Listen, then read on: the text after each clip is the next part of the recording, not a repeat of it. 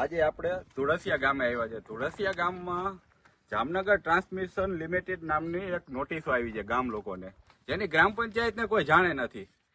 પણ નવીન વાત તો એ જાણવા મળી, આજ ભંડેરીભાઈની વાડીમાં આવ્યા હતા કે આ નોટિસ તો હમણાં આવી, પણ આ ખાડો એની વાડીમાં એને પૂછ્યા વગર ગેરકાયદેસર રીતે એની વાડીમાં પ્રવેશ કરીને આ તમે જોઈ શકો છો કઈ હદ સુધી જે ખાડાઓ ખોદી નાખ્યા છે.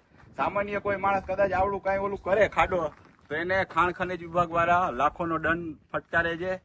પરંતુ અહીંયા કોઈ પણ પરમિશન વગર ગેરકાયદેસર રીતે ખેડૂતના ખેતરમાં પ્રવેશી દાદાગીરીથી તમે સામે પણ જોઈ લો, 3 થી 4 ખાડા મોટા ખાડા કરી નાખ્યા છે વીજ પોલ નાખવા માટે, જેની કોઈ ખેડૂતની મંજૂરી કે ખેડૂતને કોઈ પેલા તો નોટિસ ન થઈ પી, હવે ખાડા ખરીદી દીધા પછી નોટિસ આપવામાં આવે છે. ખરેખર આ બાબતે તો પોલીસ તંત્રએ આ કંપનીના જે મળતિયાઓ હોય, જે કંપનીના કર્મચારીઓ હોય, એની ઉપર ફોજદારી કેસ દાખલ કરવો પડે. કોઈની સંપત્તિમાં તમે ગેરકાયદેસર રીતે પ્રવેશી એની ખેતીની જમીનને નુકસાન કરો તો એના ઉપર તો ફોજદારી કાર્યવાહી થાય, પરંતુ કોઈ પણ કાર્યવાહી કરવાની તો રહી.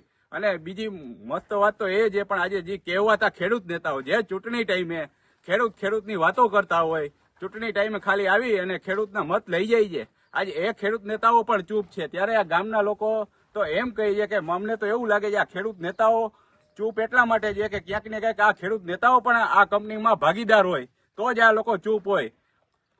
માટે આ બાબતે ગ્રામજનોમાં પણ આક્રોશ છે. ગ્રામ પંચાયતની કોઈ મંજૂરી નથી અને તમે જોઈ શકો છો કે આવડા કોઈ ખાડા કરવા હોય કે કંઈ પણ કરવું હોય તો ગ્રામ પંચાયતની ખેડૂતની મંજૂરી લેવી પડે, પણ એવી કોઈ પણ પ્રકારની મંજૂર નથી. આ બાબતે કોઈ ફોજદારી કાર્યવાહી માટે કોઈ એટલું બધું ઓલું કોઈને રસ નથી. માટે આવનારા દિવસોમાં ખેડૂતોને સાથે રહી રોડથી લઈને સંસદ સુધી જવું પડે કે કોર્ટ સુધી જવું પડે તો અમે ખેડૂતની સાથે છે. આ પ્રશ્ન હાલમાં સૌરાષ્ટ્રના બધા ગામોમાં છે. દાદાગીરીથી કામ કરવામાં આવે છે.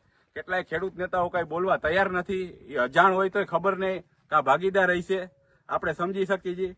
માટે હું મીડિયાના માધ્યમથી એ કહેવા માંગુ છું, ખેડૂત નેતાઓને કહેવા માંગુ છું, સરકારી અધિકારીઓને કહેવા માંગુ છું કે તમારી ફરજ ભારત સરકાર અને ભારતના નાગરિકો પ્રત્યેની હોવી જોઈએ, કોઈ કંપની પ્રત્યે તમારી વફાદારી ના હોવી જોઈએ.